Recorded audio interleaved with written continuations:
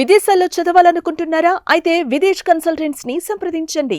అసలు drip irrigation ప్రాజెక్టుకు ఉన్న ప్రాధాన్యత గత పాలకులకు ఏం తెలుసు అధ్యక్ష? డ్రిప్ ఇరిగేషన్ అనేది ఈ దేశంలో లేని రోజుల్లో దాని ప్రాధాన్యతను గుర్తించిన నాయకుడిని చూశాం. దేశమంతటా డ్రిప్ ఇరిగేషన్ ఉన్న ఈ రోజుల్లో దాన్ని నిర్లక్ష్యం చేసిన గత పాలకుడిని చూశాం. ఈ సందర్భంగా డ్రిప్ ఇరిగేషన్ ఈ దేశంలోకి తొలి అడుగు ఎలా పెట్టిందనేది ఈ తరానికి తెలియజెప్పాల్సింది అధ్యక్ష. డ్రిప్ ఇరిగేషన్ గురించి ఎవరూ ఆలోచన చేయని 90వ దశకంలో ఇజ్రాయెల్ టెక్నాలజీని రాష్ట్రానికి తేవాలన్నారు చంద్రబాబు నాయుడు గారు. అధ్యయనానికి ఇజ్రాయెల్కి వెళ్లిన కమిటీలో నేను సభ్యుడిగా ఉన్నాను అధ్యక్ష. 3 IAS అధికారులను నన్ను సభ్యుడిగా ఆ కమిటీలో నియమించారు. నాటి ఉమ్మడి రాష్ట్ర ముఖ్యమంత్రి చంద్రబాబు గారి సూచనల మేరకు దాన్ని అధ్యయనం చేసి అందించిన నివేదిక ఆధారంగా దేశంలోనే తొలిసారిగా ఉమ్మడి రాష్ట్రంలో డ్రిప్ ఇరిగేషన్ పైలట్ ప్రాజెక్టు ప్రారంభించారు. దీనిపై నాటి కాంగ్రెస్ పార్టీ అవహేళన చేసింది. ఆ తర్వాత డ్రిప్ ఇరిగేషన్ పై జాతీయ స్థాయిలో వేసిన టాస్క్ ఫోర్స్కు ఆయనే నేతృత్వం వహించారు. ఇవాళ డ్రిప్ లేని రాష్ట్రం లేదు, డ్రిప్ లేని పొలం లేదు. What Chandrababu Naidu thinks today the nation thinks tomorrow అనడానికి ఇంతకన్నా ఏ నిదర్శనం కావాలని అడుగుతున్నా అధ్యక్ష. ఇలాంటి డ్రిప్ ఇరిగేషన్ను గత ప్రభుత్వం పూర్తిగా నిర్లక్ష్యం చేసింది. కేంద్ర ప్రభుత్వం డ్రిప్ ఇరిగేషన్ పథకం కోసం విడుదల చేసిన 616 కోట్ల రూపాయలను దారి మళ్లించింది. మా ప్రభుత్వం ఏర్పడిన తర్వాత డ్రిప్ ఇరిగేషన్ కోసం 176 కోట్లను విడుదల చేసి అదనంగా 85,000 హెక్టార్లను డ్రిప్ ఇరిగేషన్ కింద తీసుకురావడానికి మా ప్రభుత్వం అనుమతులు ఇచ్చింది.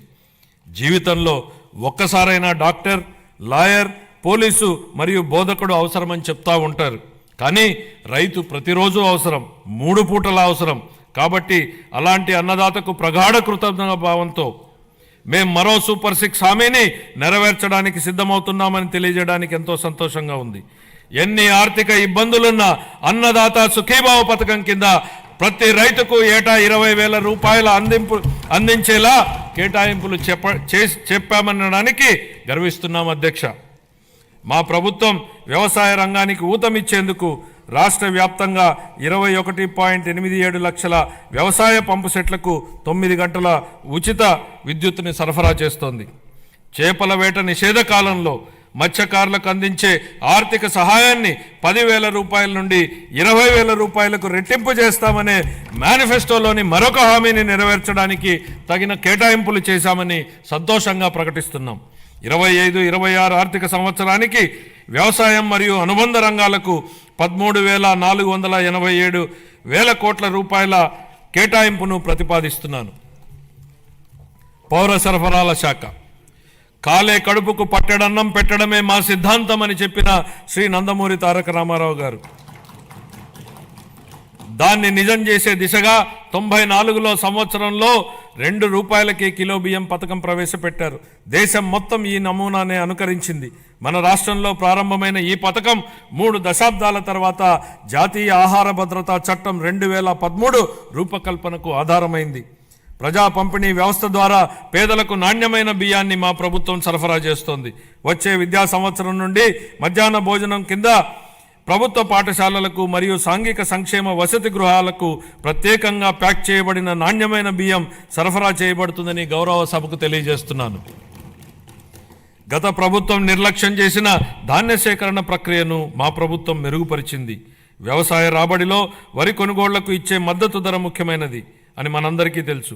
2024 ఖరీఫ్ కాలానికి గాను 5.50 లక్షల మంది రైతులకు 32.7 లక్షల మెట్రిక్ టన్నుల ధాన్యం కొనుగోళ్లకు గాను మా ప్రభుత్వం 7,564 కోట్ల రూపాయలను 48 గంటల్లోనే చెల్లించడం జరిగిందని గౌరవ సభకు తెలియజేస్తున్నాను. వాస్తవానికి 90% మంది రైతులకు 24 గంటల్లోనే చెల్లింపులు జరిగాయి. గత ప్రభుత్వ హయాంలో పెండింగ్లో ఉంచిన ధాన్యం కొనుగోలు చెల్లింపులకు సంబంధించి 1,674 కోట్ల రూపాయలను మా ప్రభుత్వం చెల్లించింది. తన సోదరీమణుల వంటింటి కష్టాల నుండి గట్టెక్కించడానికి మన గౌరవ ముఖ్యమంత్రి గారు 1999 సంవత్సరంలో దీపం పథకాన్ని తెచ్చారు.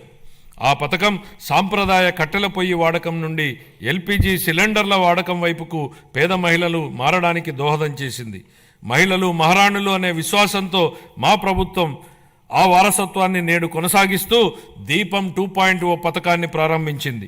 ఈ పథకం కింద 90.1 లక్షల మందికి అర్హులైన లబ్ధిదారులకు సంవత్సరానికి 3 LPG సిలిండర్లను మా ప్రభుత్వం ఉచితంగా అందిస్తోంది.